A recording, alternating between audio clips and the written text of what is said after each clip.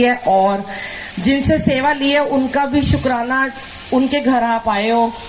ये तो आज गुरुजी की लीला ही थी कि कहते हैं लू में भी ना बिठा के ना पता नहीं कौन सी बीमारियां ठीक करी हैं आज उन्होंने सबकी। और इतनी परीक्षा लेते हैं, इतनी ज्यादा कि जैसे ही हम एंटर हुए और यहाँ पे लाइट नहीं थी और मुझे तो खास करके नींबू की तरह निचोड़ते रहते हैं। इतना पसीना निचोड़ा आज इन्होंने और क्या क्या इन्होंने नहीं किया। पहले ये दरबार इधर लगा हुआ था, सारा हटाया, इधर लेके आए हम और दोबारा से सारे कारपेट गद्दे उठाए गए। कैसे इन्होंने बिना लाइट के पसीने में लथपथ करके ये सारा करवाया। और देखो कितने आराम से सज संवर के बैठे हैं। और मुझे पता था जैसे ही सत्संग शुरू होगा ना, अभी हमारी परीक्षा चल रही है, लाइट आ जाएगी। फिर बीच में इन्होंने एक बार खुश भी कर दिया, लाइट आ गई फिर चली गई। जैसे ही रंगोली बनाने लगी फिर से लाइट चली गई। ऊपर से पसीने गिर रहे हैं, कोई बात नहीं, आपके चरणों में हमारा पसीना गिरा है तो कुछ ना कुछ तो आपने लीला रची होगी ना। बहुत बहुत बहुत शुक्राना गुरुजी, जैसे भी जिस हाल में आप हमें रखते हो ना, अनंतम शुक्राना। क्योंकि देखो हम लोग हैं, हमें मटेरियल चीजें बहुत ज्यादा चाहिए होती हैं।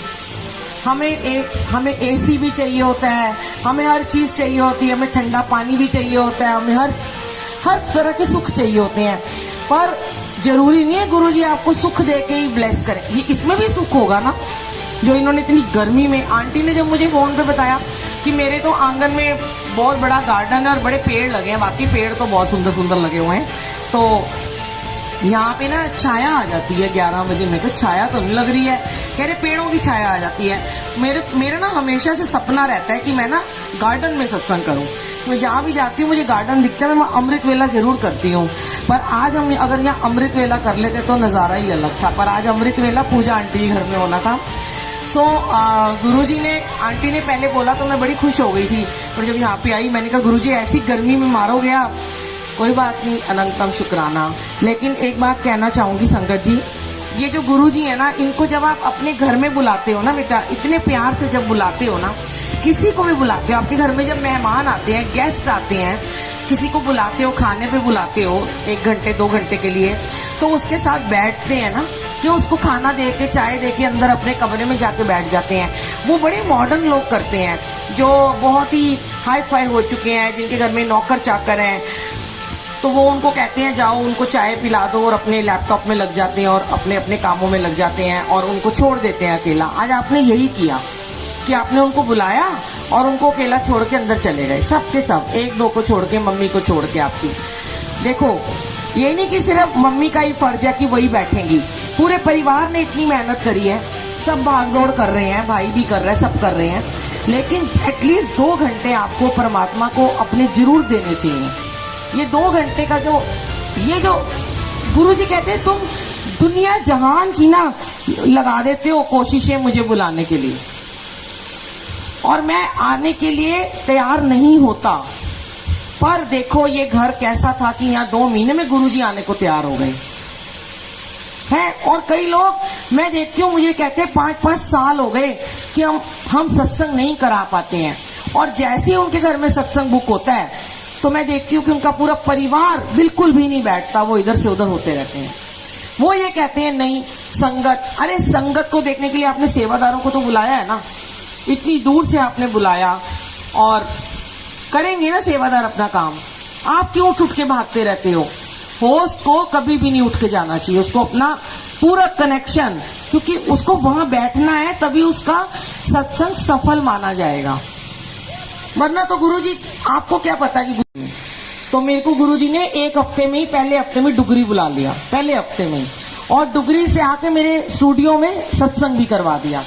और शुक्र करा जो पुराना वाला सोनिया अरोड़ा जी का, मैं एक दिन में 100 बार चलाती थी, और मैं रोज मंदिर भागती थी, कभी सोमवार, कभी वीरवार, कभी शुक्रवार, और झूठ बोल बोल के भी जाती थी घर से कि काम है, स्टूडियो में नेल आर्ट के क्लाइंट बैठे हुए हैं, और मेट्रो में भाग जाती थी और फिर टाइम पे आ जाती थी।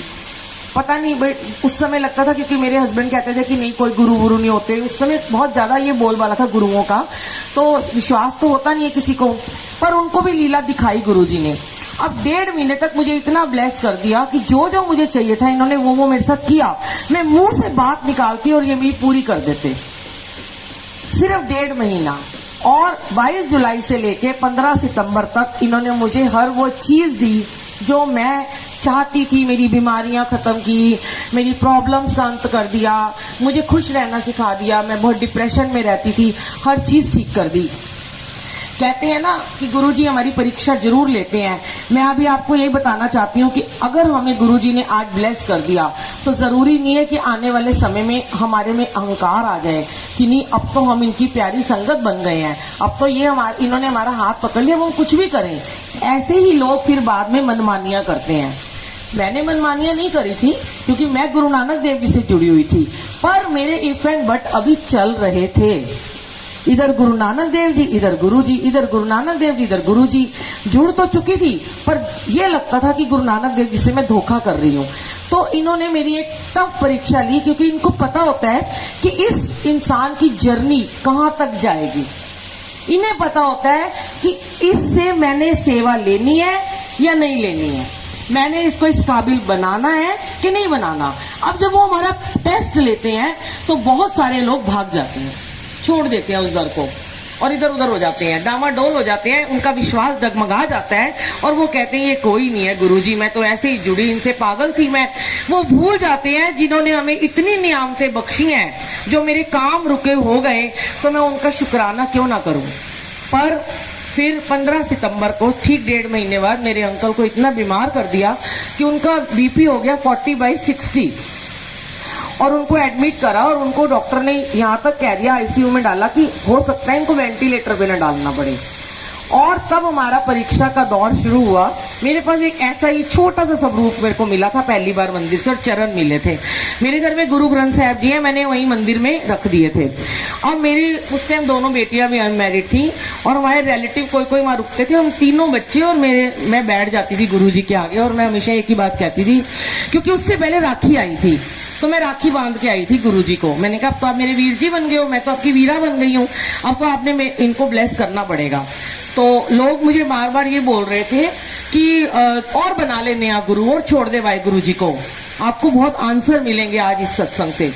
वो कहने लगे कि तूने अपने गुरु को छोड़ के नया गुरु बना लिया, तेरे साथ तो ऐसा होना ही था। पर मेरे को ये लगता था कि नहीं, मैं कुछ गलत नहीं कर रही हूँ। अगर मेरे जीवन में एक पिता है तो अगर मेरे जीवन में एक भाई का प्रवेश हो गया तो मैंने क्या गलत कर दिया। तब मेरे को, हम रात को वो स्वरूप लेके बैठ जाते थे और जब मैं राखी पे गई थी तो मैंने देखा बड़े लैविश तरीके से लोग तैयार होके आए थे बड़े मंदिर में, बहुत ही बढ़िया तरीके से, अच्छे अच्छे कपड़े पहन के, डायमंड्स पहने हुए हैं। मैं भी अच्छे से तैयार होके गई, मेरे को सेवा भी मिली मिस्सी रोटी बनाने की, मुझे बहुत सेवा दी गुरुजी ने उस 1.5 महीने में। पर जो मेरी परीक्षा हुई तब मैंने गुरुजी को कहा, रात को बैठे बैठे अपने बच्चों के साथ में मन में बोला, मैंने कहा गुरुजी आपके दरबार पे तो सारे ऐसे तैयार व्यार होके आते हैं, सजे सवरे आते हैं, तो मेरे को तो बड़ा शौक है तैयार होने का, मैं आपके दरबार में व्हाइट कपड़े पहन के नहीं आना चाहती हूँ, आपको तो इनको जीवन देना ही पड़ेगा, मुझे नहीं पता। इतना कह के मैं सो गई। मुझे नहीं पता, मेरा बेटा बहुत छोटा था, 9th में उस टाइम पढ़ता था, वो मेरे साथ डुगरी गया था जब मैं गई थी। तो उसको लगा कि मेरी मम्मी ना जल प्रसाद लेके आती है बड़े मंदिर से। वो अगले दिन हमारी एक स्टाफ वर्कर के साथ में मेट्रो में मुझे बिना बताए चला गया बड़े मंदिर और वहां पे जाके सेवादारों से कहता है मेरे पापा बहुत बीमार है, मुझे जल प्रसाद दे दो, वो एडमिट है। वो लेके आया, उसने मुझे भी नहीं बताया, उसने जाके, शायद मेरे हस्बैंड को याद भी नहीं होगी ये सारी बातें, उसने जाके ढक्कन, पानी भी उनको मना था, उनके मुंह में डाल दिया अंदर जाके आईसीयू में। और डॉक्टर हैरान हो गए कि थोड़ी देर के बाद ही उनका बीपी 80/100 हो गया और डॉक्टर ने कहा कि इनको हम बाहर निकाल रहे हैं आईसीयू से। ये ब्लेसिंग दी गुरुजी ने, क्योंकि विश्वास जो था वो डगमगाया नहीं था, वो डोला नहीं था। यहाँ हमारा जब, और उनको पता था अगर उस समय मैं डगमगा जाती ना तो शायद आज मैं यहाँ नहीं होती, ये जर्नी आज इतनी आगे तक नहीं पहुंची होती। इतनी सेवा जो इन्होंने बख्शी ना, सिर्फ इसलिए कि उसके बाद कहते हैं ना कि हमने मुड़ के नहीं देखा कि क्या गुरुजी और क्या वाहेगुरु जी और क्या माता रानी और क्या कान्हा जी और क्या राम जी और क्या कोई, सब एक ही में नजर आने लगे। नवरात्रों में गुरुजी के, माता रानी के दर्शन होने लगे मुझे, वाहेगुरु जी के दर्शन होने लगे, कभी कान्हा जी के होने लगे, कभी चरणों में। तो बहुत उस समय मुझे बहुत दर्शन होते थे, अब तो मुझे होते ही नहीं है। उस समय मुझे बहुत ड्रीम आते थे, मुझे बहुत बार गुरु जी सपने में आए, बहुत प्यार भी किया। वो बहुत सारे सत्संग है, फिर कभी सुनाऊंगी। अब बहुत कम आते हैं, क्योंकि जब हम नए नए जुड़ते हैं तो गुरु जी हमें वो दिखाते हैं अपनी लीला सपने में आके कि मैं हूँ। स्वप्न दर्शन इट मीन्स प्रेजेंस गुरु जी की, साक्षात आए वो स्वप्न में आके दर्शन देते हैं। हम समझ नहीं पाते। आप देखो, कोई भगवान आज तक कभी किसी लोगों को सपने में नहीं आए, सिर्फ गुरुजी क्यों आते हैं? कोई तो बात होगी। इस लीला को ना तो हमने समझना है और ना ही हमें समझना चाहिए। ये गुरुजी की लीला है, इसको यहीं पे छोड़ देते हैं बस। उसके बाद आपको जब भी प्रॉब्लम्स आती हैं, हमें आज भी आती हैं, आज भी गुरुजी यहाँ एक ब्लेसिंग देते हैं, यहाँ से एक टफ परीक्षा का दौर शुरू हो जाता है। टेस्ट आज जैसे आज ही ले लिया, लोगों के लिए छोटा टेस्ट होगा, मुझ जैसी बंदी जो दिन भर एसी में रहती है उसके लिए तो बहुत बड़ा भैया परीक्षा का दौर था। जो मैं निचोड़ रही थी यहाँ पे, मैं जानती हूँ, ये भी जानते हैं। और अंदर 7 मिनट पहले ऐसे ही अमृतसर में हुआ था, लाइट चली गई थी, 500 संगत का सत्संग था, महासत्संग था। लाइट चली गई, मैंने सबको कहा मंत्र जाप चलाओ, अभी देखना लाइट आ जाएगी। 3 मिनट हमने मंत्र जाप चलाया था, अभी सत्संग शुरू होने में 4 मिनट थे, लाइट आ गई। अंदर मैंने कहा आंटी को, पूजा आंटी को बोला आप मंत्र जाप चला दो अपने फोन में जल्दी से, अभी देखना लाइट आ जाएगी। उन्होंने चलाया और हमने एक छोटा सा ब्लूटूथ ला के यहाँ पे वेलकम, हमने कहा चलो स्टार्ट कर देते हैं, वेलकम करते हैं। आंटी कहती क्या होगा, आंटी बहुत परेशान थी। मैंने कहा चिंता मत करो, सत्संग शुरू, जोत जगाते हैं। और अभी सिर्फ वेलकम बैंड की 2 लाइनें चली और लाइट आ गई। कभी कभी मैं गुरुजी को छेड़ भी देती हूँ कि अपने लिए तो बड़ी लाइट ले आते हो, जैसी आके बैठ जाते हो, हमारे को बड़ी गर्मी में खड़ा कर देते हो। फिर वो यही जवाब देते हैं, तेरे कर्म ऐसे ही काटने हैं। और देखो मुझे इतना माइग्रेन होता है गर्मी से, तड़पती हूं मैं, पर कभी कभी क्या बहुत बार ये ऐसा करते हैं कि मुझे धूप में खड़ा करके ये मेरा माइग्रेन ठीक करते हैं, बिल्कुल करते हैं। इनका तरीका उल्टा है काम करने का हमारे शरीर के ऊपर। तो कहते हैं जो जो तेरा हुक्म त्यों त्यों रहिए, जो राखे तैसे रहे। इनकी जो भी एक दात आपको बख्शते हैं ना, उसको सलाम है, सल्यूट है, परवान है। जैसे भी रखो, जिस हाल में रखो वैसे हम रहेंगे। जय गुरु जी, शुक्राना गुरु जी। आंटी ने देखो इतना प्यारा सत्संग कराया। अच्छा एक और क्वेश्चन है, इनकी बेटी मेरे पास आई थोड़ी देर पहले, कहती है आंटी संगत तो आई नहीं है। मैंने कहा बेटा ये संगत जितनी आई गुरुजी ने बुलाई है, हम और तुम कुछ नहीं है। और कभी भी ये मत सोचना कि तुम आज नए नए जुड़े हो, कभी मत सोचना कि तुम नए जुड़े हो इसलिए तुम्हारे घर में संगत कम आ रही है, या ये आंटी पुरानी थी तो इनके घर ज्यादा थी। मैं आपको उदाहरण देती हूँ, अभी 3-4 दिन पहले हमने नोएडा में सत्संग किया। वो आंटी कब से जुड़ी हुई है, कई सालों से, और उनके घर में इतनी संगत आती है, पर उस दिन उनके घर में मुश्किल से 25 ही संगत थी। और बुलाया कितने ग्रुप में मैसेज गया था। कभी मत सोचो कि आए गुरुजी हम तो नए नए जुड़े इसलिए आपने हमारे घर संगत नहीं भेजी। संगत गुरुजी डिसाइड करते हैं, जिसको आज यहाँ भेज के इस गर्मी में उन्होंने, आपको अभी नहीं समझ में आएगा आपका कौन सा उन्होंने आज कर्म ठीक किया है। इस जरिए हमें लग रही, मैं आंटियों को बेचारी को कह रही थी इधर आ जाओ, मुझे बड़ा अच्छा लगा इन आंटी की तरफ जरा कैमरा करना। तो आंटी ने रूल को फॉलो किया कि मैंने कल बोला कि अपनी जगह से नहीं हिलना, और आंटी नहीं हटी, बैठी रही अपनी जगह पे, गर्मी में बैठी रही हैं। ये होती है बहुत बड़ी बात संगत की कि तुम गुरु का कहना मानते हो, तभी तो आप संगत कहलाते हो। आप गुरु ने अपनी संगत को, आपको पता है, अपने बराबर का दर्जा दिया है संगत जी।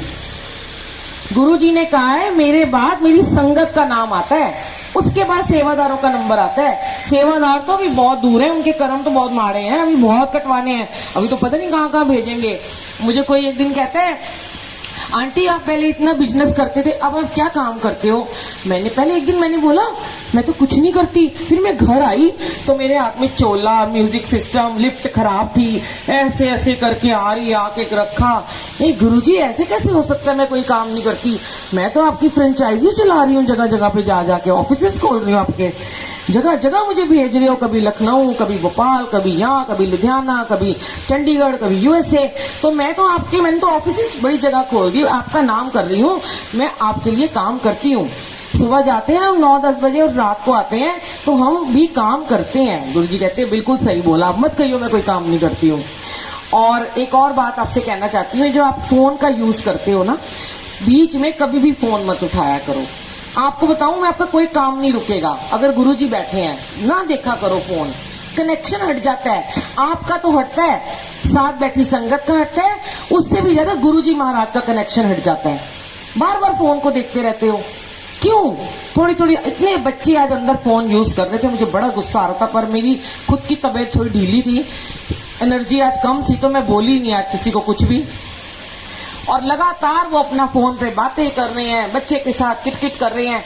ऐसे नहीं करना कभी भी। दोबारा सत्संग होगा तो आपने बिल्कुल सब फोनों को बंद कर देना है, सारे काम छोड़ के यहाँ पे बैठना है सत्संग से, ठीक है? जय गुरु जी। अब आइए आंटी के घर में शुक्राना करते हैं खड़े होके। अब ये मत